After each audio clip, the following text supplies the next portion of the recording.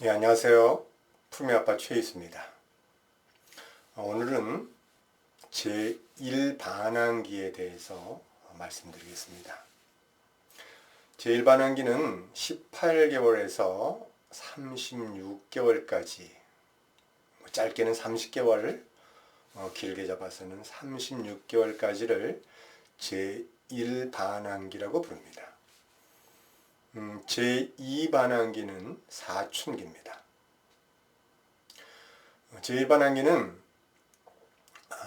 아기가 어린 아이로 이렇게 발달을 이루어가는 전환기입니다. 아기 때는 아이들은 전적으로 부모에게 의존하려 하지만 이제 이 아이들은 그 의존에서 나와서 어린 아이로서 독립을 이루려는 한 개체로서, 한 고유한 존재로서 이제 자신의 경계를 정하고 자아 정체감을 형성하는 시기를 제1반항기라고 합니다. 제1반항기는 굉장히 중요합니다. 제1반항기를 잘 넘어간 아이들은 제2반항기인 사춘기가 안 올 수도 있고 와도 잠깐 올 수 있습니다. 이 시기는 아이들이 뭘 배워야 되냐면 무엇을 잘해야만 사랑받고 그렇지 못하면 사랑받지 못한다, 이것이 아니라 아이들이 이렇게 해도 괜찮고 저렇게 해도 괜찮다라는 그 괜찮다를 배우는 시기입니다. 아이들이 잡는 거와 놓는 거, 이게 아이들이 블록을 쌀 때 부모는 아이들이 블록을 잘 싸면 칭찬을 해줍니다. 근데 또 어떤 때는 이 아이들이 쌓는 것뿐만 아니라 확 트론을 합니다. 그때도 그것도 굉장히 잘했다라고 칭찬받고, 그러므로써 그 아이가 자신이 뭔가의 성취를 이뤄냈을 때 인정받고 사랑받을 수 있다라는 그것들을 배워야 되는 그런 시기라는 거죠. 이 시기 아이들의 특징을 잘 살펴보면요. 예를 들어서 계단을 이렇게 올라가잖아요. 그럼 어느 날 엄마가 아이들을 이렇게 손을 잡아주면 확 뿌리칩니다. 신경질을 확 뿌립니다. 그럼 엄마가 야 이거 왜 얘가 이렇게 손을 뿌리치는가? 그전에는 손을 잡아주면 잘 따라왔던 아이가. 그래서 그 다음에는 손을 안 잡아줍니다. 근데 이번에는 손을 안 잡아줬다고 또 손을 확 뿌리치고 또 화를 냅니다. 이것은 아이들의 발달은 사실 굉장히 정상적인 발달입니다.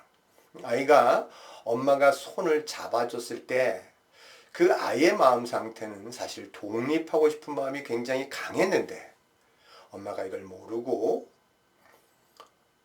의존시키는 그런 행동을 했습니다. 그러니까 화를 내죠. 그래서 그 다음에는 엄마가 손을 안 잡아줬을 때 그 아이의 마음 상태는 사실 의존하고 싶은 마음이 굉장히 강했던 그런 시간이었는데 엄마가 또 이걸 모르고 엄마가 눈치가 좀 없는 겁니다. 그래서 손을 안 잡아줌으로써 독립시키려 할 때 애 마음과 지금 엄마 마음이 맞지 않는 거죠. 그러니까 또 화를 내는 거죠. 자, 어쨌든 간에 이 아이들은 이것도 해도 괜찮다, 저것도 해도 괜찮다. 너는 뭘 하든 간에 존재로 사랑받는 그런 존재라는 것을 배워야만 그 아이들은 자신의 경계를 정할 수가 있습니다. 엄마로부터 떨어져서 하나의 고유한 인격체죠. 사실 경계가 없다는 얘기는 굉장히 불안한 겁니다. 집에 울타리가 없습니다. 그리고 문이 없다고 생각해 보세요. 그냥 누구든지 마음대로 들락날락하고 그러면 얼마나 불안하겠어요. 자고 있는데 누가 그냥 쏙 들어간다.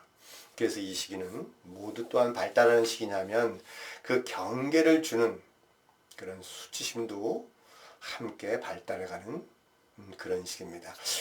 죄책감은 무법자 시기 좀 더 지나서 이렇게 오게 돼 있지만 수치심은 이때 굉장히 많이 발달하게 돼 있기 때문에 그 부모는 이 아이한테 아주 튼튼한 경계를 줄 수 있는 그런 기회를 줘야죠.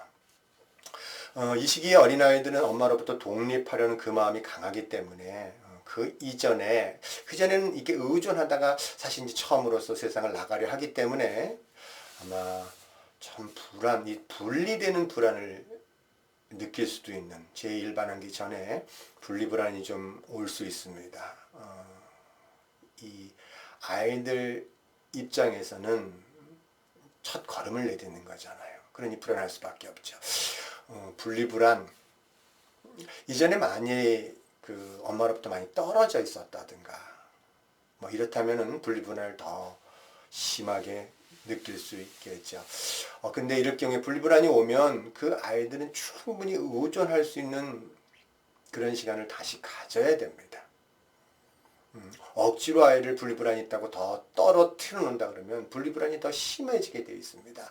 충분히 과일이라는 것은 익어야 떨어지지 억지로 떼어내면 상처를 받잖아요. 찢어지잖아요. 그래서 충분히 의존할 수 있는 시간들을 가져라. 그래야만 또 힘을 얻어서 독립에 관한 것들을 시작하게 되는 겁니다. 이 시기는요, 질서에 굉장히 민감합니다. 질서에 민감하다는 건 뭐냐면, 예를 들어서 아이들한테 동화책을 읽어주잖아요. 그러면 부모가 이제 이렇게 동화책을 읽어주다가 졸다가 또 어떻게 잘못 읽어줄 수 있습니다. 다르게 좀 읽어주면 얘는 화를 굉장히 냅니다. 그리고 이렇게 막 지적도 하고. 이건 뭐냐면 아이들의 세계 동화책을 읽어줬을 때 부모가 들려주는 그 얘기들이 자기 예측하고 맞아야 된다는 겁니다. 그래서 질서가 굉장히 이렇게 자기 규칙에 대해서 맞았냐 안 맞았냐 이거를 좀 이렇게 보고 있는 이 시기이기 때문에 질서에 민감한 이 시기. 그래서 아이들은요 계속 이 질서를 유지하려는 그런 힘들을 가지고 있다는 거죠. 예를 들어서 아이가 이 시기는요 집에 있을 때는 안 나가려 합니다. 그전에 돌아다녔던 애들이 갑자기 안 나가려 합니다. 그냥 막 어느 때는 뭐 맨날 며칠 뭐야 몇 달 동안도 안 나가는데 그래도 아무 상관없습니다. 그때는 또 깊은 책에 대한 몰입이 올 때인 시기니까 그 책을 더 깊이 몰입을 주면 됩니다. 그런데 나가면 또 안 들어오려 합니다. 계속 그 어떤 질서를 계속 유지하려는 그 힘이 강한 그 시기이기도 하다는 거죠. 이 시기의 아이들이 배워야 할 발달 과제는 대상 항상성을 획득해야 됩니다. 이게 말이 대상 항상성이라고도 하고 대상 영속성이라고도 하는데, 예를 들어서 엄마라는 대상은 변함이 없다. 엄마가 어릴 때는 화를 내고 또 엄마가 어릴 때는 또 칭찬도 해주고 좋아할 수도 있습니다. 그 사람이 다 일관되게 할 수는 없지만, 그러나 그 엄마라는 대상, 존재는 변함이 없이 나를 사랑한다라는 그 대상 항상성, 대상 영속성을 획득해야만 아이들은 세상을 이분법적으로 보지 않는다라는 거죠. 좋은 놈이야, 아니 나쁜 놈이야 이렇게 안 본다는 뜻입니다. 선과 악으로 구분해서 나누지 않는다라는 거. 세상은 선과 악으로 이루어지지 않습니다. 세상은 대부분이 회색입니다. 근데 이때 부모가 이걸 몰라서, 그래서 엄격했다면, 부모님 중에 한 분이 굉장히 엄격했다면 아이들은 어떻게 세상을 보냐면, 세상은 좋을 때와 그다음에 나쁠 때 선과 악이 딱 양분됩니다. 그래서 항상 저 사람 좋은 사람인가를 보게 되고, 저 사람 나하고 상대할 사람이 아닌가 이렇게 이것을 보면서 이렇게 밀어내는 사람, 분리 자체가 일어납니다. 우리가 여기서 제가 분리라는 이 단어를 썼는데 이 독립에 관한 부분도 좀 분리가 아니냐 이렇게 들어가는데, 사실 이렇게 우리가 하나다라고 얘기했을 때 그 하나는 자아 정체감을 획득해야만, 그래서 엄마로부터 독립돼서 떨어져야만, 그래야만 굉장히 튼튼한 자아 정체감을 형성해야만 그러면 이 튼튼한 자아 정체감을 가지고 다시 이제 이렇게 넘어서 그래서 우리가 하나라는 것을 배울 수가 있는데 이게 독립되지 못한 사람, 애초에 엄마와의 관계 안에서 그냥 하나로서 이렇게 있는 사람들은 어떻게 보면은 독립되지 못했기 때문에 튼튼한 자아를 갖지 못하고 이거는 어떤 영적인 초월을 할 수 있는 그 힘이 되게 약하게 돼 있다는 뜻입니다. 일단 자신이 고유한 존재가 되는 이 과정을 배울 때 배워야만 그래야만 나중에는 놓을 수 있다는 뜻입니다. 대상 항상성을 획득하지 못했다면 나중에 아이를 키울 때 하나를 키우는 것은 굉장히 쉽습니다.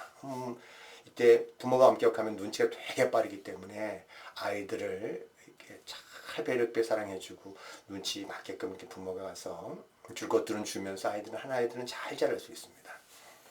근데 아이가 둘이 되면 세상이 이렇게 둘로 나눠졌기 때문에 형제 자매 사이에서 하나에는 예쁜 아이가 있고 하나에는 예쁘지 않는 아이가 무의식에서 나눠져 있기 때문에 형제 자매 사이는 엄마의 사랑을 놔두고 계속 이렇게 싸울 겁니다. 애들이 왜 저렇게 싸워? 이런 그게 힘든다면 혹시 내가 대상 항상성 시기에 대상 항상성을 획득하지 못하고 세상을 둘로 이분법으로 나눠서 보았는지에 관한 이 부분을 좀 보셔야 됩니다. 나중에 형제 자매 사이에 관해서 이렇게 싸운다면 그게 정말 봐서 좋은 책이 하나 있습니다. 어떤 책이냐면 싸우지 않고 배려하는 형제 자매 사이라는 책입니다. 싸우지 않고 배려하는 형제 자매 사이. 여기에 뭐 굉장히 어떻게 하면 형제 자매가 싸우지 않고 잘 지낼 것인가에 관한 많은 얘기들이 나와 있습니다. 만화로도 나와 있고 또 그것은 설명해 주고 그랬기 때문에 이 책을 읽으면 그랬구나. 아이들은 사실 이게 이 근본적인 것은 이런 겁니다. 첫째 아이한테 그렇게 사랑을 줬는데 둘째가 태어나면 둘째 아이한테 둘째 아이는 어떻게 보면 첫째는 둘째가 태어나서 뺏긴 거 아닙니까? 자기가 사랑을 받았던 억울한 거죠. 푸니마만은 이런 표현을 합니다. 여러분의 남편이 새로운 여자를 데리고 와서 앞으로 저 여자하고 같이 살 거야. 그러니 잘 지내라 이럴 때 여러분은 어떻게 하시겠어요? 어떤 마음이 일어나겠어요? 얼마나 많은 분노가 올라오고 이거 미친 거 아니야 이거 이렇게 그냥 첫째 아이 마음이 그렇다는 뜻입니다. 둘째 아이가 태어났을 때 이건 침입자거든요. 그래서 둘째 아이한테 내 경계를 침입하는 것에 대해서 밀어내는 게 당연한 겁니다. 근데 첫째 아이가 어떤 경우에도 손해보는 것이 없다면 그 아이를 받아들이고 형제자매 사이가 굉장히 좋은 관계를 가지게 되겠죠. 사실 의식적으로는 그렇게 한다라고 믿는데 무의식은 그렇지 않습니다. 나도 모르게 작동되는 게 있다는 뜻입니다. 그래서 자기 내면의 깊은 것을 봐야만 두 아이를 공평하게 사랑해 줄 수 있다라는 거죠. 형제자매 사이는 그런 면에서 사랑이 이렇게 둘 사이에서 이렇게 갈 수만 있다면 동시에 이 아이도 사랑하고 또 저 아이도 사랑하고 동시에 사랑할 수 있다면 형제자매들은 그렇게 싸우지 않는다는 뜻입니다. 제일 반항기는 이 시기는요 부모들이 당황할 수도 있는 시기입니다. 왜냐하면 이 아이들은요 싫어 갑자기 안 할래 안 할래 안 돼 내가 할래 되지도 않은 걸 내가 한다라는 그럼 내 거야 이렇게 이런 말들이 나오는 시기입니다. 여러분 만일 이런 말들이 나오기 시작하면 만세를 부르셔야 돼요. 내 아이의 발달이 정말 아주 잘 정상적인 발달을 이루는구나. 특히 발달이 좋은 아이일수록 이 발달이 아주 극명하게 나온다는 뜻입니다. 그래서 아주 경계를 굉장히 분명하게 정한다는 거죠. 자, 아이들은 항상 현재를 살기 때문에 첫째한테 굉장히 잘해줬다 그래서 둘째한테 너 그렇게 잘해줬는데 또 둘째한테 너 그러냐 이렇게 말하시면 안 됩니다.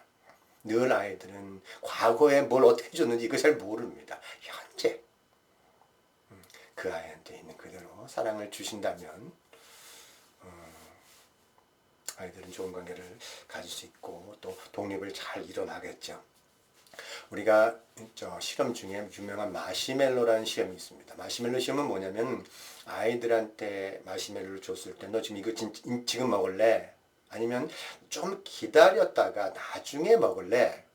이럴 때 기다렸다가 나중에 욕구를 충족하는 것을 조금 더 이렇게 연장시키고 지체시킬 수 있는 아이들이 나중에 성이 됐을 때 성공하더라. 이런 실험이 있습니다. 자, 그런데 근본적으로 어떤 아이들은 그냥 빨리 먹어치우고 어떤 아이들은 기다릴까요?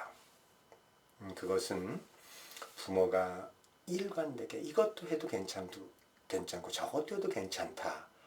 라는 것을 줬던, 그리고 분명히 기다려면 부모가 뭔가를 기다린 거에 대한 대가를 줬고, 그래서 부모에 대한 이 깊은 신뢰를 가졌던 아이들은 기다릴 수가 있습니다. 그러나 부모가 일관되지 않았다면, 그것이 너무 이렇게 좋았던 거와 싫었던 거, 이것이 너무 이렇게 급변했다면 아이들은 부모 기다려봤자 오지도 않는데 내가 뭘 기다릴까? 기다릴 이유가 없잖아요. 그래서 그런 애들은 기다리지 않는다는 뜻입니다. 제1반항기 이때는 또한 뭐가 나오는 시기냐면 수치심도 함께 나오는 시기입니다.